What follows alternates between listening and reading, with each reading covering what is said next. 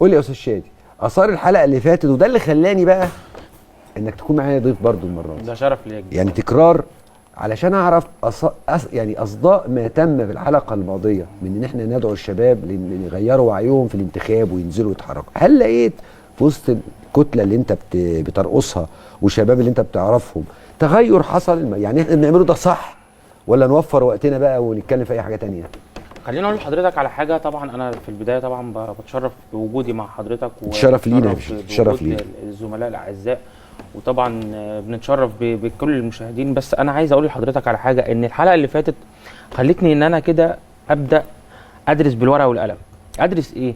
اشوف نسبه الشباب اللي نزلوا في الانتخابات السابقه الحاصله في كام؟ في شهر 3 2020. ده كان المفروض انتخاب كامل بالمجلس النقابه الكامل وكل المفروض اللي حصل. فقعدت ادرس كده، طب كام واحد نزل وكام واحد كان من نسبتهم شباب، والشباب نزلت وهل ليهم تاثير ولا ما لهمش تاثير، وزي ما حضرتك قلت هل اللي احنا بنعمله ده ليه صدى ولا ما لهوش صدى. فلقيت ان احنا عندنا العدد المحامين اللي نزلت او شاركت في العمليه الانتخابيه السابقه كانوا 65143 اللي هي 20 في شهر 3 2020. عدد الاصوات الصحيحه فيها كام؟ 63808. يبقى اذا عندنا حوالي 1300 صوت كده ايه باطل. بس احنا عندنا طبعا المره دي ان شاء الله مش هيبقى فيه اصوات باطله عشان التصويت الالكتروني. بالظبط. فده امر كويس جدا. طب لما بصينا كده وعرفنا تقريبا الناس او اللي شاركوا من الابتدائي والاستئناف حوالي 52263، وده ابتدائي واستئناف ده نسبه كبيره. وده يعني تقريبي عشان برضو ايه يعني كل يعني ما يطلعش حد يقول لك ده رقم غلط. ده تقريبي تقريبي. اللي عايز اقول لحضرتك ان الابتدائي الاستئناف طبعا زي ما حضرتك عارف السن بيتراوح او عمره بيتراوح من بين 30 ل 40 سنه. يبقى اذا احنا عندنا اكتر من 82 مشاركه فعليه وفعاله. 82% لمين؟ اللي يعتبر الشباب. يبقى اذا النهارده الشباب هم لهم الكلمه ايه العليا. ولكن خليني اقول لحضرتك واتفق مع كل زملائي واتفق مع حضرتك ان احنا ما زلنا نعاني في نقابه المحامين من ايه؟ من التعصبات والتكتلات. والتعصبات والتكتلات هي التي تطغى على نقابه المحامين. من مثلا امثله بسيطه للاسف، وده للاسف وبرضه انا ليا تعقيب عليه في الاخر، ان وليكن مجالس نقابه، عضو مجلس، احد الاشخاص يعني لديه معارف واصدقاء من الساده المحامين، معلش هننزل هندي هنعمل والى اخره، وبيتغيب او بيغيب خالص خالص خالص عن المشهد مين؟ المحامي المهني.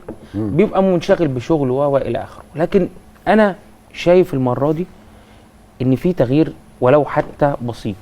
التغيير ده جه منين؟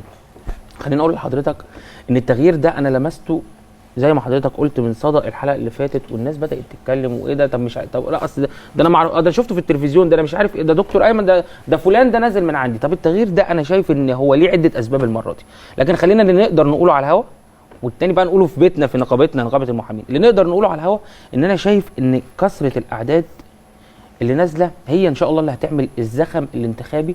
وهي اللي هتسفر عن ايه؟ عن اختيار صحيح باذن الله. طب يعني ايه؟ يعني النهارده هنفترض افتراض جدلي كده ان احنا الاربعه مثلا مرشحين، فحضرتك مرشح والاستاذه مرشحه والاستاذ مرشح وانا مرشح. النهارده على الاقل خالص ان انا نازل على مستوى جمهوريه مصر العربيه يبقى عندي كام واحد اعرفه؟ 1000 واحد. 1000 واحد على الاقل.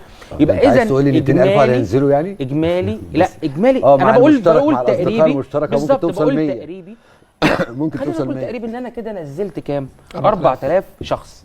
هل ال 4000 شخص هينزلوا يدوا شادي؟ لا، ده هم حرين في اختيارهم.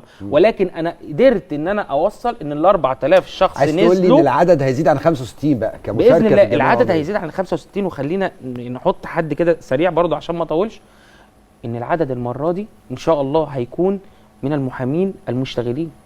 قصه بقى اللي قاعدين وبييجوا بالتليفون وبيطلعوا الكارنيه عشان مش عارف ايه والكلام ده كله، المره دي العدد الفعلي للمحامين المهنيين هيطغى على هذا وبالتالي هيسفر عن ايه؟ هيسفر ان اللي هيجي فعلا هو محامي يصلح ان هو يكون داخل مجلس نقابه المحامين.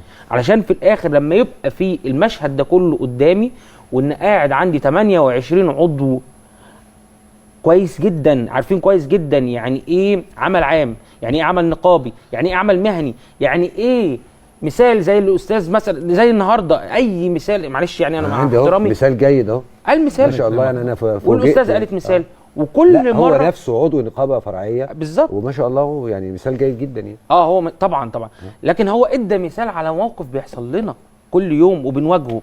وقبل كده في الحلقه السابقه برضو استاذه كانت اتكلمت عن مثال بيحصل لنا من زوجه المدعي او المدعي عليه في قضايا الاسره، وهكذا بنعرض لحاجات كتيره جدا. اذا لما يبقى عندي 28 عضو يعلم اشتغل في المهنة، اشتغل بكل العواقب اللي بتقابلنا يوميا، هيحاول يشوف لها حل. هيقول لك انا بيحصل معايا كده، ازاي انا عضو مجلس نقابه ويحصل معايا كده؟ فانا يقف وستوب.